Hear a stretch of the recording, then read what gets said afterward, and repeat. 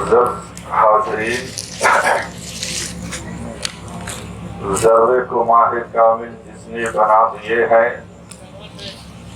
ज़र्रे को माहे कामिल जिसने बना दिए हैं, बेजान को भी जिसने कलमा पढ़ा दिए हैं। ज़र्रे को माहे कामिल जिसने बना दिए हैं, बेजान को भी जिसने कलमा पढ़ा दिए हैं, और खारों को गुल से बेहतर मिठत अता किए हैं, उनकी महक ने दिल के गुंचे खिला दिए हैं। जिस राह चल दिए हैं कूचे बसा दिए हैं, जिस राह चल दिए हैं कूचे बसा दिए हैं। चल रही है झूम कर बादे बहारी वाह वाह, चल रही है झूम कर बादे बहारी वाह वाह। हश्र के मैदान में भी मेहमान दारी वाह वाह, हर कोई है आपके दर का भिखारी वाह वाह। क्या ही ज़ौक़ अफ़ज़ा शफ़ाअत है तुम्हारी वाह वाह, कर्ज लेती है गुनाह परहेज़गारी वाह वाह। और मोजिज़ा शकुल कमर सूरज का आना घूम कर, मोजिज़ा शकुल कमर सूरज का आना घूम कर, अख्तियारे मुस्तफा है ऐ कलम मंजूम कर। मोजिज़ा शकुल कमर सूरज का आना घूम कर, अख्तियारे मुस्तफा है ऐ कलम मंजूम कर। सफा 29 जिल्द 1 खोलो बुखारी चूम कर, उंगलियां है फैज पर टूटे हैं प्यासे झूम कर। नदिया पंजाब रहमत की है जारी वाह वाह, नदिया पंजाब रहमत की है जारी वाह वाह। आज मुबारकबाद के मुस्तहिक हैं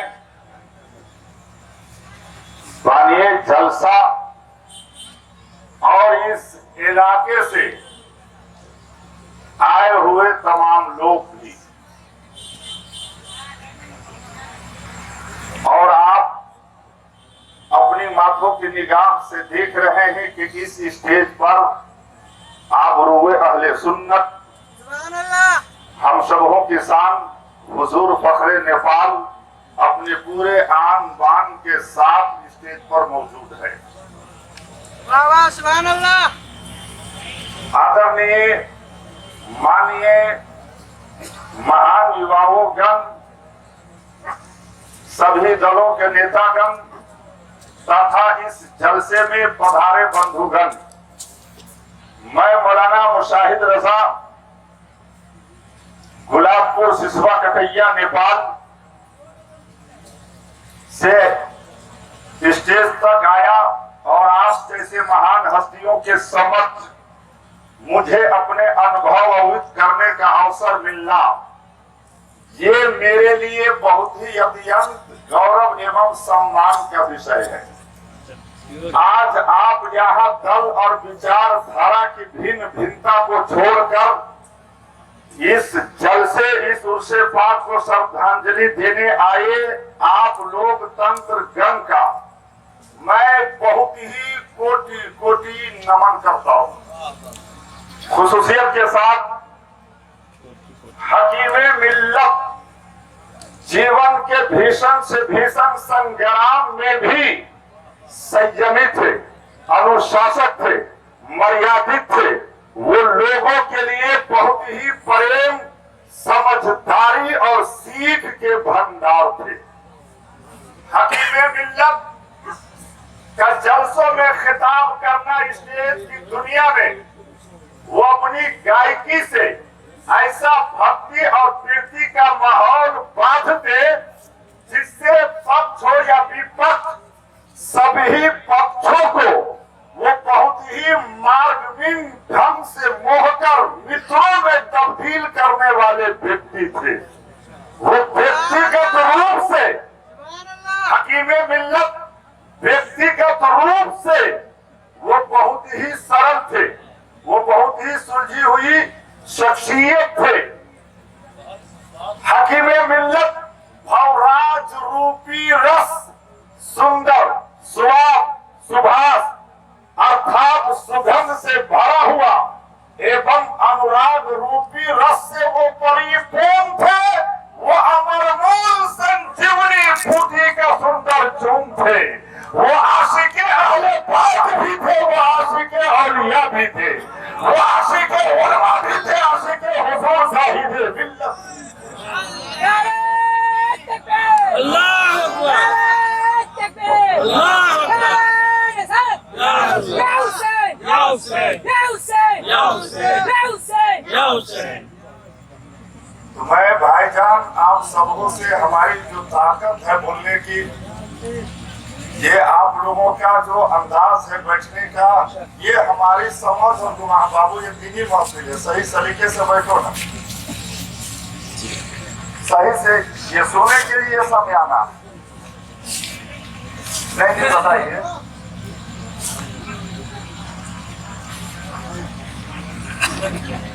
मैं सिर्फ आप बाबू सही से बैठो ना बाबू। मैं आप लोगों से ये चाहता हूँ भाईजान, हमारे पास जो जुमले हैं, मैं भी आया हूँ तो कुछ प्लान लेकर अब्दुल जब्बार भाई आया हूँ और खुसूसियत के साथ हाथों में सादिक भाई का मुर्गा खा के आया हूँ। जो पूरे जलसे में बिल्कुल एक अलग इनका रंग है, वारसी कलर में बैठे हैं। बड़े कैफ आज के इस जलसे में बहुत दूर दराज से तय करके भी लोग आए हुए। मैं सबका शुक्रगुजार हूँ, सबका शुक्रगुजार हूँ। माननीय जलसा की ओर से अली जनाब मास्टर इसराइल चाचा, इसराफिल चाचा और हकीम मिल्लत के घर के एक एक बच्चा के ओर से मैं आप लोकतंत्र गण का मैं शुक्रगुजार हूँ। जितना हो सका इन्होंने अपने हैसियत के मुताबिक व्यवस्था किया। हकीम मिल्लत वो आशिके औलिया भी थे, वो आशिके मौला अली भी थे, वो आशिके अहले बैत भी थे, वो आशिके आला हजरत भी थे, वो सदाई हुजूर साहिब मिल्लत भी थे, जिसकी इल्मी, फिक्री, तहकीकी, कलमी, तालीमी, तामीरी जिंदगी बेला से लेकर कलकत्ता की धरती से लेकर हिंदुस्तान के गोशे गोशे में अजहर में न शब्द है। मैं आपसे मूल जवाबदेही जिम्मेदारी के साथ मैं अर्ज करना चाहता हूं, लेकिन सबसे पहले हम और आप खुलूस के साथ दुरूद पाक पढ़े दुरूद पाक अल्लाहुम्मा सल्ली अला सय्यदिना मौलाना मुहम्मदिन मादर जुद वल करम अलैहि बारिक व सल्लिम सलातु व सलाम अलैका या रसूल अल्लाह सल्लल्लाहु तआला अलैहि बारिक व सल्लिम। अगर हम बात करते हैं हकीम मिल्लत की, तो उस हकीम मिल्लत का है जश्न जो है आला हजरत का मनाया जाता है। हकीम मिल्लत की सबसे अगर खामोश करामत देखनी हो तो कलकत्ता से आए हुए लोगों के दिलों में इश्क व इरफान का नूर देखिए। वो करामत खुद नहीं बोलती, बल्कि बेला से लेकर कलकत्ता तक मसलके आला हजरत का नारा बोलता है।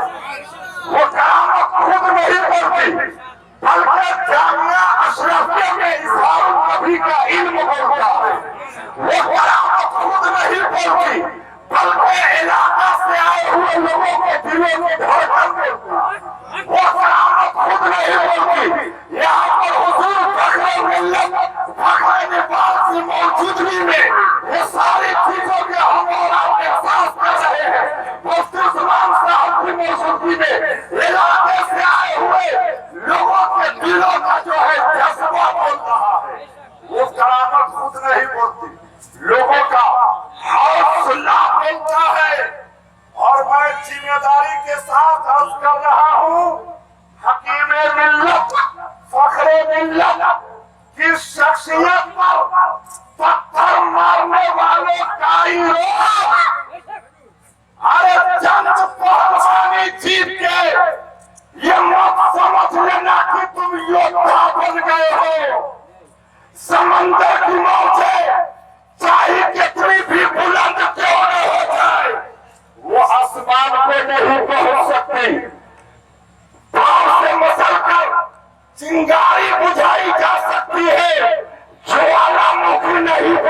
जा सकता। इसीलिए मैं हकीमे मिल्लत और फखरे मिल्लत के विरोधियों से मैं ये साफ तौर पे कह रहा हूँ, अरे नादान, जब तक बेला के धरती पर हाजी लोटन का ये वारिस बाकी रहेगा, बेला के धरती पर विदेशियों को जगह मिल सकती है, लेकिन साहिब मिल्लत के गद्दारों को जगह नहीं मिल सकती है। साहिब मिल्लत के गद्दारों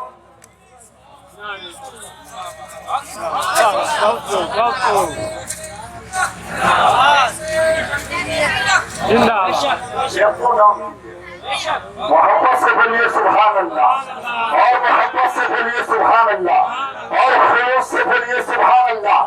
विदेशियों को तो जगह मिल सकती है, लेकिन विरोधियों गद्दारों को जगह नहीं मिल सकती है।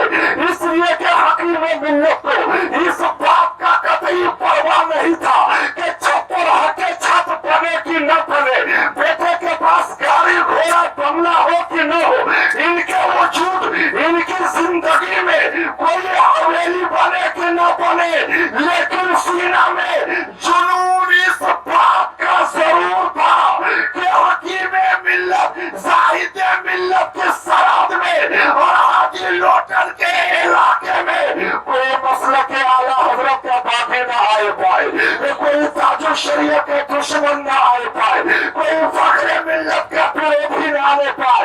और मैं साफ कहता हूँ, अगर कोई शजरा लेकर भी आएगा तो जिसका नाम इज़हारुन नबी है, फखरे मिल्लत के थर्मामीटर से नापेगा।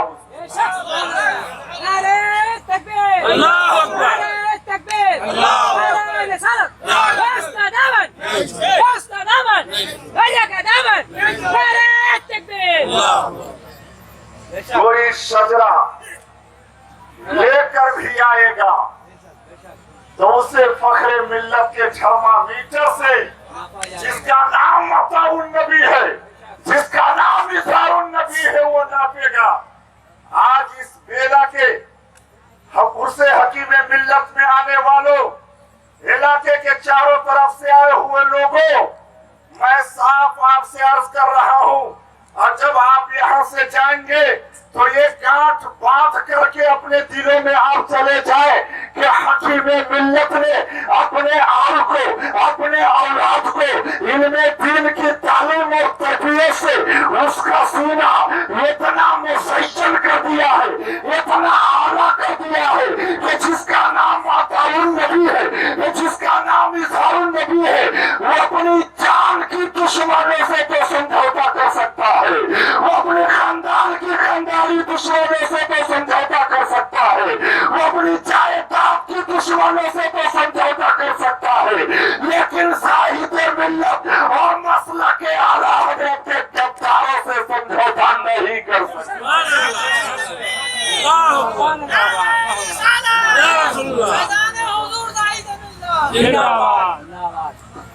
तो दोस्तों, और एक बात मैं यहाँ पर ब्रेक दे रहा हूँ, टॉपिक को मैं चेंज करना चाहता हूँ, क्योंकि आज जो तारीख है 2 दिन आगे और पीछे, और इस स्टेज पर हमारे उस्ताद ग़रामी हजरत अल्लामा दाऊद हुसैन मिसबाही साहब, जिनके जानूर अदब बैठकर मैं जो कुछ पाया वो आप सबों के समक्ष बिल्कुल जाहिर है।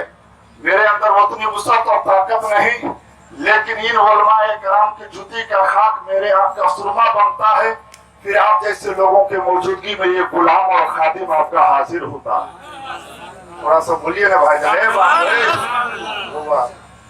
सही से बैठो ना, पाँव सलीके से करते। मैं नेता मुजीब राइन साहब, ये उर्स है हकीमे मिल्लत का, और जश्न जो है मनाया जा रहा है आला हजरत का।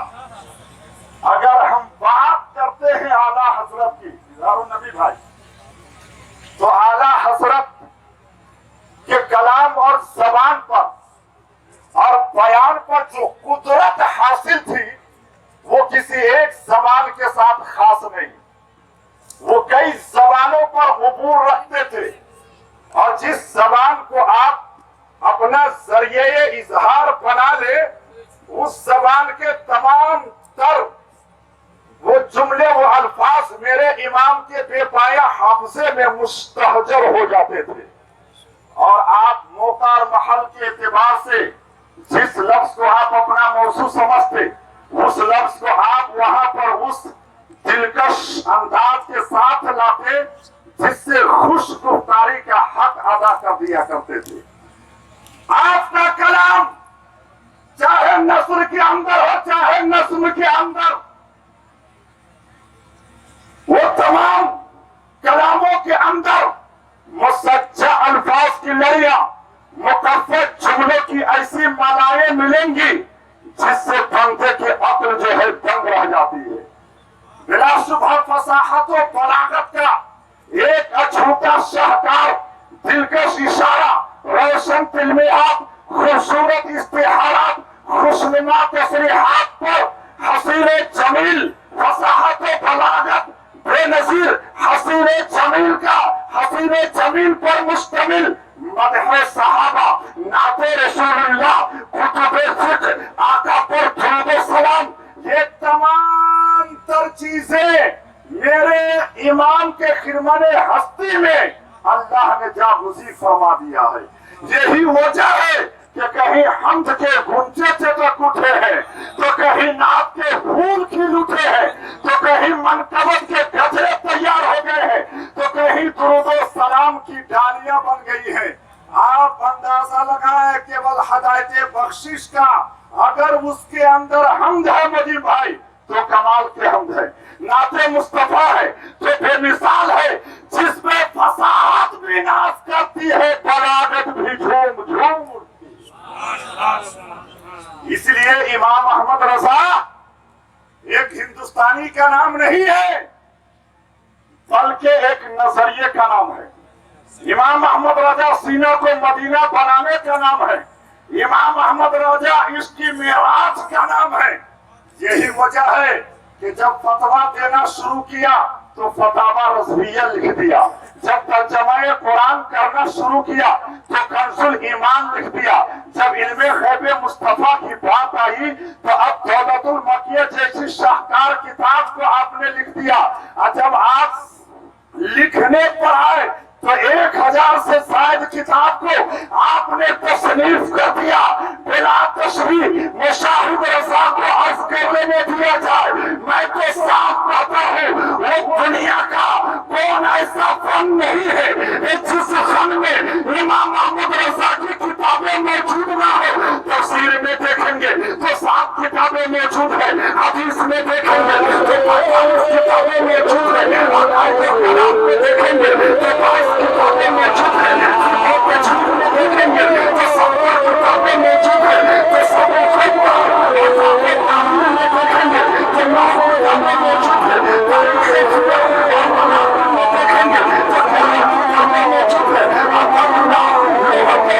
में देखेंगे तो 6 किताबें मौजूद है, में देखेंगे तो 7 किताबें मौजूद है, तो उर्दू हिसाब में देखेंगे तो 16 किताबें मौजूद है, हिंसा और यासी में देखेंगे तो 28 किताबें मौजूद है, जबो मुकाबला में देखेंगे तो 4 किताबें मौजूद है, मंतिक़ व फ़लसफ़ा में देखेंगे तो 6 किताबें मौजूद है, रब्बे हुरूद में देखेंगे तो 1 किताब है, रब्बे आलिया में देखेंगे तो 2 किताबें मौजूद है, रब्बे नसारा में देखेंगे तो 3 किताबें मौजूद है, रब्बे नजरिया में देखेंगे तो 7 किताबें मौजूद है, रब्बे नगवा में देखेंगे तो 17 किताबें मौजूद है, रब्बे कदियानिया में देखेंगे तो 6 किताबें मौजूद है, रब्बे इस्माइल देहलवी में देखेंगे तो 10 किताबें मौजूद है, रब्बे नामनजरी में देखेंगे तो 11 किताबें मौजूद है, रब्बे थानवी में देखेंगे तो 9 किताबें मौजूद है, रब्बे गंगोही में देखेंगे तो 25 किताबें मौजूद है, रब्बे गैर मुक़ल्लिदीन में देखेंगे तो 26 किताबें मौजूद है, रब्बे रफ़ज़िया में देखेंगे तो 76 किताबें मौजूद है, रब्बे रफ़ज़िया में देखेंगे तो 4 किताबें मौजूद है, रब्बे वहाबे में देखेंगे तो 76 किताबें मौजूद है। मैं तो साफ कह रहा हूँ कि बरेली में पैदा होने वाला बेटा है नबी अली बिल्लाह।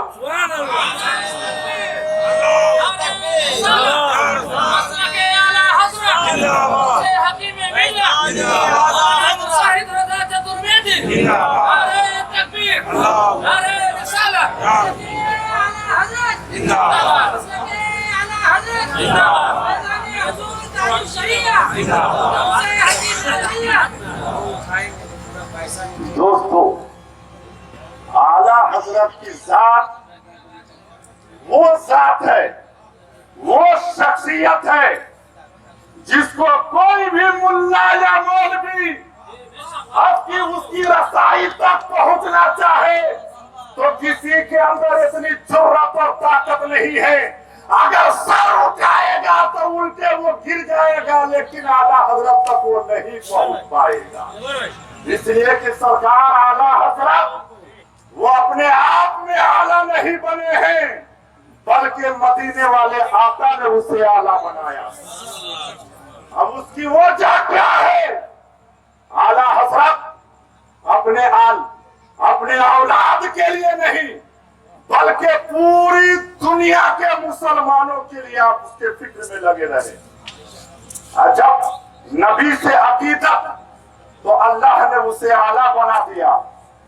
और आज बेला में पैदा होने वाला हाजी लोकल के खानदान का बच्चा मुफ्ती उस्मान साहब के गांव का फर्द, हकीम मिल्लत, आप हिंदू नेपाल के रहने वाले, गैर ममालिक में आपका नाम का डंका कैसे बजने लगा, तो आज भी उसकी रूहानियत से ये आवाज आ रही है, ऐ मुशाहिद रजा, ऐ मुशाहिद रजा। ये इस्माइल चतुर्वेदी अपने खानदान के बुनियाद पे आला नहीं बना है, अपने औलाद के बुनियाद पे नाम नहीं पाया है, रिश्तेदार के बुनियाद पे नाम नहीं पाया है। अगर मेरा नाम का चर्चा हुआ है और आज तुम कर रहे हो तो अहले बैत की अकीदत के बुनियाद पे मैंने पाया है, मौला अली के मोहब्बत के बुनियाद पर मैंने पाया है। तो दोस्तों, एक अदना सा इंसान जब किसी के इश्क में जब डूब जाता है तो अल्लाह ताला उसके नाम का चर्चा औजे सुरैया पे पहुंचा देता है। एक बात मैं यहाँ पे अर्ज करना चाहूंगा, हैरत है, अफसोस है, नेपाल ही नहीं, मैं तो रहने वाला नेपाल का हूँ, लेकिन पूरा जीवन मैं इंडिया में गुजारता हूँ। जब मौका मिलता है, जब बुजुर्गों का हुक्म होता है, ये खादिम आता है। इंडिया से लेकर नेपाल तक गांव गांव का मैं जायजा लेता हूँ, मुआयना करता हूँ। मुफ्ती महबूब साहब, तो शायद किसी का बेटा मुखिया में मिले या एमएलए में, एमएलए तो मिलेगा ही नहीं। उसकी असल वजह क्या है कि आज जात और पात, बैग वाक और वाक का जो है लड़ाई है, झगड़ा है, फसाद है। बहुत अफसोस की बात है, किसी को कानो कान खबर भी न हो। और हकीम मिल्लत, वाह तेरे इश्क को सलाम, मौला अली की अकीदत, उनके नाम की नात खानी, मरकबत खानी, जलसा खानी करते रहे। और उसका नतीजा और परिणाम ये है कि बेला में पैदा होने वाला इजहारुन नबी, हिंदुस्तान की जो सबसे अजीम दर्सगाह है हाफिज मिल्लत यूनिवर्सिटी, आपके गांव का बच्चा वहां दर्स दे रहा है। फख्र की बात है, मौलाना इजहारुन नबी सिर्फ बेला वालों का ही नहीं, अपने बिरादरी वालों का ही नहीं, बल्कि मुल्क नेपाल के भी नाम रोशन किया है। अगर आप हम में ये सब चीजें क्यों नहीं है, इत्तेहाद नहीं है, एक दूसरे से हम मुत्तफिक नहीं है, एक दूसरे से हम मुतमईन नहीं है, मेरा यकीन कामिल है।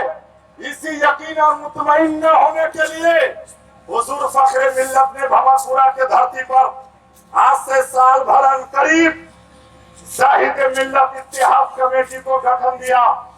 तो आज मैं आप लोगों से कहना चाहता हूं, अगर हुजूर फखरे मिल्लत की सोच और उनकी फिक्र से, उनकी तहरीक और तंजीम से अगर आज हम लोग भी अपनी तमाम तर फिक्र को, सोच को, गहराई को अगर मिला देते हैं तो मुझे यकीन कामिल है जब इज़हारुन नबी अशरफ में 10,000 लगा सकते हैं। अगर फखरे मिल्लत की सोच से अगर हम भी अपनी सोच मिला देंगे तो मुल्क नेपाल में हमारे भी बेटे जो है ऑफिसर में देखेंगे, आपके भी बेटे डिप्टी एरिया में देखेंगे, आपके भी बेटे मंत्रिमंडल में देखेंगे, आपके भी बेटे बड़े से बड़े मुहाज पर दिखाई देते हुए नजर आएंगे।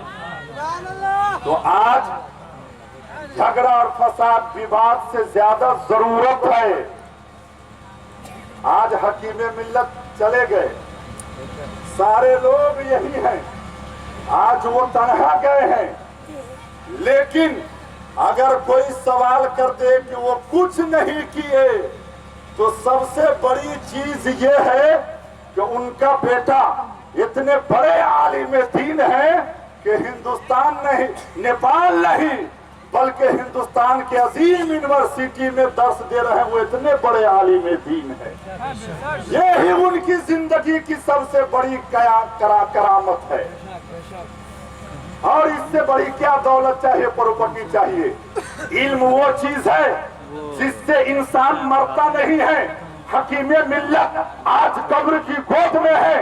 ये किताब का भंडार देख रहे हैं, उनकी लिखी हुई किताब, उनके बेटे इज़हारुन नबी की लिखी हुई किताब यहाँ पर मौजूद है। गोया अब आप तो चले गए, लेकिन उनकी जो तहरीक थी, उनकी जो सोच थी, उनकी जो फिक्र थी, उनका जो दीनी का खिदमत थे, उन तमाम चीजों की जिम्मेदारी हकीमे मिल्लत ने अपने बेटा से कह के फरमाया, क्या मेरे बेटा अताउन नबी सुनो, इज़हारुन नबी सुनो, मैं तो इस दुनिया से जा रहा हूँ, लेकिन जिस तरीके से अकीदत मोहब्बत मैं बुजुर्गों से रखता था, मौला अली से रखता था, शेर खुदा से रखता था, आले बाई से रखता था, सहाबा से रखता था, बुजुर्गाने दिल से रखता था, मैं तो जा रहा हूँ, लेकिन इन सब का दफ्तर तेरे सर पे देके जा रहा हूँ।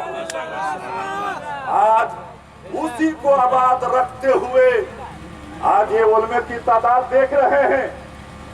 जहां मैं अल्लामा दाऊद हुसैन का शागिर्द हूँ, अल्लामा नूरी साहब का शागिर्द हूँ, वहीं पर इस मजमे में भी अल्लामा इज़हारुन नबी साहब के भी शागिर्द होंगे। किशनगंज, कटिहार, बंगाल, ना जाने कहां। ये कैसे? इल्म वो चीज है, वो संपत्ति है, वो धन है जिसको इन्होंने सीना में अर्जित किया है। बड़े से बड़े दौलतमंद हो, उनकी पेशानी, उनका सर कभी भी इनके सामने आएगा तो झुक जाएगा। इल्म के अंदर इतनी रोक दबदबा है मेरे प्यारे दोस्तों। तो दुनिया में जीना है तो शान से जिए, और किसी के लगाने बजाने में आप मत रहे कि जब जाएंगे यहाँ से तो खाली हाथ जाएंगे।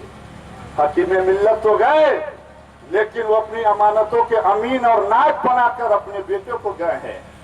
जो उनकी मसलके आला हजरत से वो जो लव लगा रखते थे, लगाते थे, वही अकीदत, वही मोहब्बत, वही कुर्बत उनके आल में भी है, औलाद में भी है, खानदान में भी है, घर में भी है। मेरे प्यारे दोस्तों, इल्म इंसान को मरने नहीं देता है, वो तो चला जाता है, लेकिन अपना नायब नस्लन बादा नस्ल जो है वो देता रहता है, जिससे लोग फैजियाब होते रहते हैं। मैं कहना चाहूंगा आपसे कि इस दुनिया में ऐसे भी लोग गुजरे हैं जो देखने में हसीनो जमील नहीं है, लेकिन रिवायतों में आया है जब वो चलते थे मदीना की गलियों में तो उनके कदम का आहट जो है जन्नत में सुनाई देता था। हम ही बोले सुभान अल्लाह। ना कहिए तब हम मछली में आ जाए, क्या करेंगे? बैठी खून निमन से कराना, खून का नाम है कि जब जिंदा था तो सुहाता नहीं था, मर गया तो कुछ कहिए कर नहीं गया। कि जिसके लिए आंसू बहाया उसकी आंख में पानी तक नहीं। न दाद दीजिए तो कम से कम आह तो भी कीजिए। ये सोचकर तो सुभान अल्लाह बोल दीजिए कि साहिब मजार का फैजान आपके ऊपर बरसने लगे।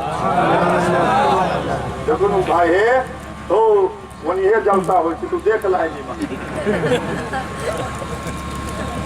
और एगो आदमी था मोहम्मद भाई, वो एक लौता था बाप का, शरारती भी था। अचानक एक रोज वो बीमार पड़ गया तो उसके गांव के लोग हमदर्दी में लेकर गए अस्पताल में। तो नर्सिंग होम में उसको इमरजेंसी वार्ड में रखा गया तो उसको लिटा दिया गया। उतने ही देर में डॉक्टर जो है एक हाथ में आला दूसरे हाथ में माला लेके आ रहा। तो मरीज कह हो डॉक्टर साहब, हो डॉक्टर साहब, हो डॉक्टर साहब। अरे तो हमने क्या कह रहा है?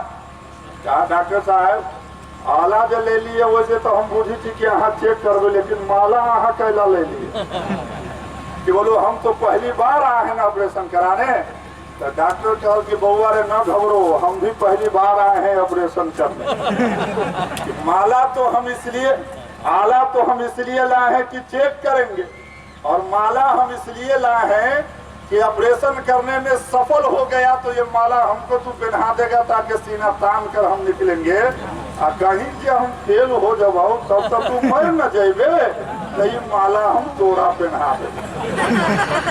बात सब को कहे वाला ना है। मोहम्मद शायर इस्लाम मुबारक हुसैन साहब भी मौजूद है। इन्हीं के चाचा बेचारे सुरसन में वो डॉक्टर का ये हकीकत का वाकया वाला नाम है हकील चौ। तो गली डॉक्टर लोग खरबाब है तो डॉक्टर पिलास विलास ले कहते मुंह खोलो ना जी। तो मुंह खोल कहा और खोलो, और खोला, कहा और खोलो। वो कहते कि आप खोलते क्या? जब नहीं रहा गया तो कहा ओ डॉक्टर साहब हमारा मुंह में बैठ के यहाँ दांत उखाड़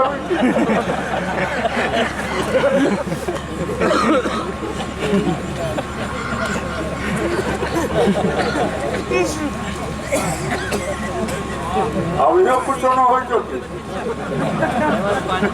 हमारा पास तो जुगाड़ ये है कि आप लौट जाएंगे, लेकिन मैं नहीं चाहता हूँ उलमा की मौजूदगी में इस तरह की बात, लेकिन आप मजबूर कर रहे हैं। एगो राजा रहे बुझलक ना, ओ बाबा कहाँ जा रहे हैं? ये कलकत्ता से आए हुए हैं ना हजरत की मेहमान। हाँ वो देखिए ये फिक्र में लगे हुए हैं अपनी पीर की कोई ऐसी कमी न रह जाए स्टेज पर लाने के लिए, है नहीं। वो तमाम वस्तुओं को व्यवस्था उपलब्ध करने में लगे हुए है नहीं। क्या नाम हुआ भाई जी आपका? बिल्टू कुमार, इकबाल अंसारी। अच्छा चलिए इकबाल भाई डॉक्टर नसीम साहब भंवरपुरा से बहुत ही आन बान शान के साथ बैठे हुए हैं और काफी देर से ये इनाम भी नहीं दे रहे हैं, सिर्फ देख रहे हैं। तो एक डॉक्टर था और एक राजा अपने वजीर से कहा बउआ रे कहियो तोरा जीवन में कोनो टहल रहबो ना तो दूगो काम एक के बेरी करी है। तो कल क्यों राजा साहब एक बेरी दूगो काम केना होते जी? बोले इतनी निर्लजता के साथ तुम बोल रहे हो? कहा कि हाँ महाराज एक समय दो काम कैसे होगा? तो कहा सुन, जब ये जो तोरा कहबो चाय लागे तो पानो लेके आइए, कहबो कलौ लागे तो पानियो लेके आइए। ये सिलसिला बहुत दिनों तक चलता रहा। एक दिन राजा कहल रे वजीर हमारा मन ठीक न बुझाई छो, जो तू डॉक्टर के बुला के लागा। तो वजीर जे गली डॉक्टर बुलावे तो वो की कल के वनी से कबर खोदहू वाला के लेके राजा जो है बिछौना पर। साजिद भाई आप अपने मुर्गे का खून कुछ हमारे ऊपर भी योगदान कीजिए, पसीना छूट रहा है। और अब्दुल जब्बार भाई तो हमारे इतने सख्त पत्थर है, बड़ कठोर जिसको कहते हैं। बड़े का हमारे बड़े भाई है इसलिए मैंने कह दिया। तो राजा बिछौना पर खटिया पर सुतल रहे तो कुदारी लेके जो घूमे वनी तो नींद टूट गल कल रे वो जी कल से हम महाराज कल से कुदारी वाला क्या हुए? कुदारी वाला कौन है? कल की जजमान यही में कब्र खोदने वाला है। कल की इसको क्यों लाए हो? कल की महाराज यहाँ के मन खराब होगा, जब दवाई से नहीं ठीक होगी तो हम मरवे कि ना मरवे? तो जरा बाद में लावे के अभी लिए चिन्ह लू ये है आगे में के एक लाइन और रह गई जो हम क्लियर कर दे। कहीं मोहब्बत के झूम के बोलिए सुभान अल्लाह, और मोहब्बत से बोलिए सुभान अल्लाह, और खुलूस से बोलिए सुभान अल्लाह, और मोहब्बत से कहिए सुभान अल्लाह। चलिए इन चीजों को ब्रेक देते हैं।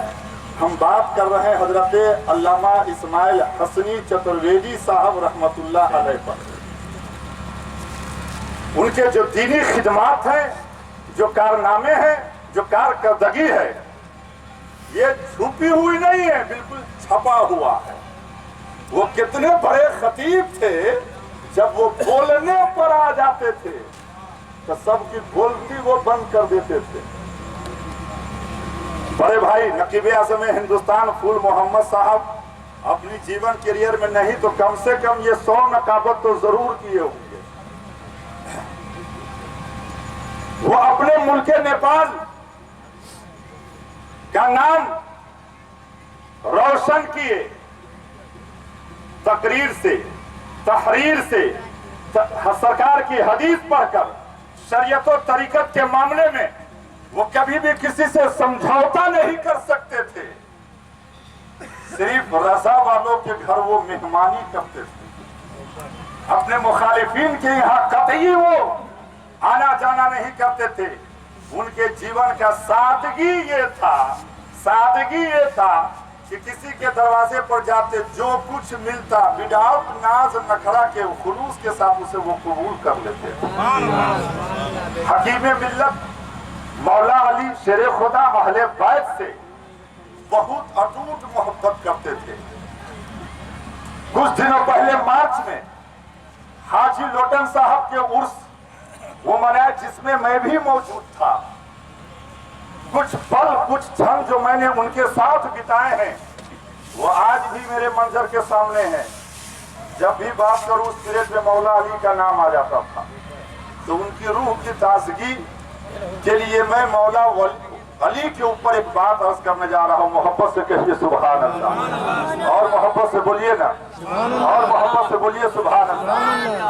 मौला अली शेरे खुदा एक रोज मेंबर पर खड़े होकर के आपने ये ऐलान कर दिया कि ऐ लोगों, मेरे पास जमीन और आसमान का इल्म है। एक बात मैं बता दूं, हजरत इस्माइल चतुर्वेदी हकीम मिल्लत साहब का इस मजमे में एक इतना बड़ा अकीदतमंद बैठा है। सुठनाव कहाँ है तो करीब ही, लेकिन तमाम तर दुश्वारियों के बावजूद भी लाल भाई सुटगांव से आकर इस मजमे में बैठे हुए। मैं उनका भी दिल किया था, गहराई से मैं शुक्रगुजार हूं। तो मौला अली साजिद भाई, मौला अली शेरे खुदा ने ऐलान कर दिया कि ऐ लोगों, मेरे पास जमीन और आसमान का इल्म है, पूछो मुझसे क्या पूछना चाहते हो। एक साहब खड़े हो गए और कहने लगे मौला अली हजरत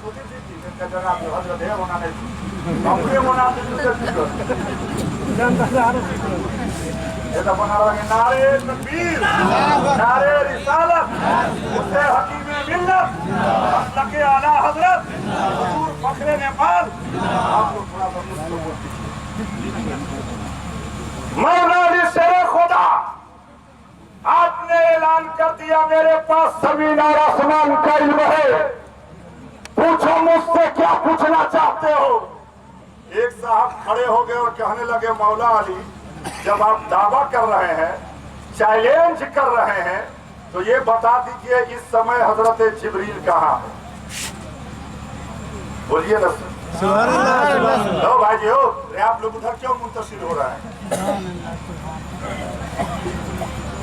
ये सब गलत बात है। खुलूस के साथ बैठिए, सिर्फ आप ध्यान दीजिए। एक साहब खड़े हो गए कि मौला अली, जब आप दावा कर रहे हैं तो ये बताइए इस समय हजरत जिब्रील कहाँ है। मौला अली शेर खुदा आपको बंद करते हैं, नीचे ऊपर दाएं बाएं, अब उसके बाद आप फरमाते हैं कि आप ही जिब्रील है। बोलिए ना, बोला ना, और मोहब्बत से, और मोहब्बत से इतनी आभा पकड़ ले ले बोलिए ना आप लोग भी। हाँ तो नहीं बोला गुनाह हो जाए, मोहब्बत से बोलिए सुभान अल्लाह।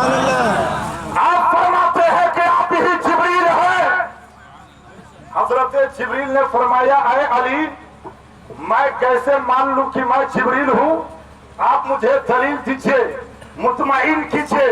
मौला अली शेरे खुदा फरमाते हैं कि सुनिए, जब मैंने निगाह को ऊपर उठाया तो सातों आसमान देख लिया, आप कहीं दिखाई नहीं दिए। जब मैंने निगाह को नीचे झुकाया तो सातों तबक जमीन देख लिया, आप दिखाई नहीं दिए। जब मैंने निगाह को बाएं किया तो नहीं देखा, दाएं किया तो नहीं देखा, आगे किया तो आखिरी मंजिल। लिहाजा जब कहीं जिब्रील नहीं है तो आप ही जिब्रील है। आप बिला तशरीह मुशाहिद रजा को अर्ज कर लेने दिया जाए। से हकीम मिल्लत में आने वालों, गौसे आजम के अकीदतमंदों, आला हजरत के शहदाइयों, गरीब नवाज के चाहने वालों, साबिर कलियरी के अकीदतमंदों, जाहिद मिल्लत के शहदाइयों, ये मौला अली के निगाह का ये आलम है। ऊपर उठाया तो सातों आसमान देख लिया, नीचे झुकाया तो सातों तबक जमीन देख लिया, दाएं किया तो आखिरी मंजिल, बाएं किया तो आखिरी मंजिल, आगे किया तो आखिरी सिरा। मैं साफ कहना चाहता हूँ कि जब मौला अली के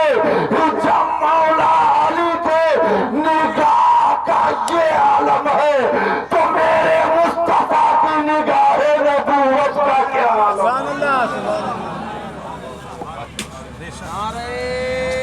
तकबीर, अल्लाहु अकबर, रिसालत, आला हजरत जिंदाबाद, से हकीमे मिल्लत हुजूर फखरे नेपाल, हुजूर काज़ी नेपाल, हजरत मौलाना मुशाहिद रजा चतुर्वेदी। दोस्तों, मौला अली पैदा कहाँ हुए? मक्का में। शहीद भी वही। ये आखिरी पॉइंट है, आखिरी पॉइंट। शहीद भी वही। लेकिन जिस वक्त जब मौला अली शेरे खुदा पैदा हुए तो उस वक्त अली की आंख बंद है। माँ ने आगोश में ली, अली की आंख बंद है। बाप ने गोद में लिया, अली की आंख बंद है। खानदान वालों ने गोद में लिया, अली की आंख बंद है। मक्का वालों ने गोद में लिया, अली की आंख बंद है। लेकिन यही अली जब नबी की गोद में गए तो अली ने आंख को खोल दिया। सुभान अल्लाह, सुभान अल्लाह। जमीन को थोड़ा सा बुलंद कीजिए, सुभान अल्लाह। और मोहब्बत से, और मोहब्बत से, और मोहब्बत से। मालूम है जब नबी के गोद में ले जाकर रखा गया तो अली आंख को खोल देते हैं। तो मेरे नबी हम सबके आका अली को लेकर गए चश्मे ज़मज़म के करीब। अब आप फरमाते हैं कि ऐ अली सुनो, ऐ अली सुनो, पहला गुस्ल मैं तुझे दे रहा हूँ और आखिरी गुस्ल तू मुझे दे देना। बोलिए ना, आखिरी गुस्ल तू मुझे दे देना। लेकिन हजरत अली जब जवान हुए तो मुस्तफा फरमाते हैं कि ऐ अली, एक बात बताइए, जिस वक्त आप पैदा हुए माँ आगोश में लेती है, आप आंख को बंद किए थे, मक्का वालों ने गोद में लिया, आपको बंद किए थे, खानदान वालों ने गोद में लिया, आपको बंद किए थे, रिश्तेदारों ने गोद में लिया, आपको बंद किए थे। लेकिन ऐ अली, जिस वक्त आप मेरी गोद में आए हैं तो आपने आंख को खोल दिया। इसकी वजह क्या है? तो हजरत अली अरीसा पेश करते हैं, ऐ कायनात के रसूल, ऐ रहमतुल लिल आलमीन, ऐ शफीउल मुज़नबीन, ऐ रहमतुल लिल आलमीन, ऐ मेरे आका। आप तो शहरे यारे इरम है, आप तो मालिक के रिजाब इरम है, आप तो गरीबों के गमगुसार है, आप तो नायबे परवरदिगार है, आप तो शफीए रोज़े शुमार है। ऐ मेरे आका, मैं खाना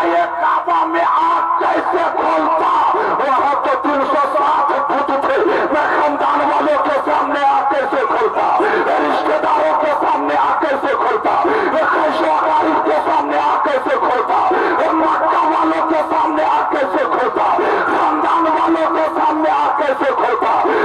मेरे आका अली की आरज़ू ये थी कि जब मेरी नजर खुले दुनिया में तो सामने चेहरा मोहम्मद का हो।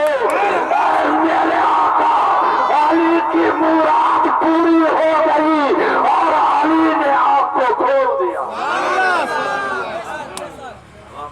हज़रत अल्लाह बहुत खूब। मेरी आरज़ू ये थी कि जब मेरी नजर खुले दुनिया में तो सामने चेहरा मोहम्मद का हो। मेरे प्यारे दोस्तों, आज भी हकीम मिल्लत की रूहानियत से आवाज आ रही है कि बेला में रहने वाला इस्माइल जो आज कब्र की गोद में है, अगर इसकी मकबूलियत हुई है तो धन दौलत के बुनियाद पर नहीं बल्कि अहले बैत के अकीदत के बुनियाद पर, गौस की अता के बुनियाद पर, हुजूर साहिब मिल्लत के फैजान के करम के बुनियाद पर। मैं यही कहूँगा भाईजान, खुलूस के साथ, अकीदत के साथ, मोहब्बत के साथ इस जलसे में आप तशरीफ रखे।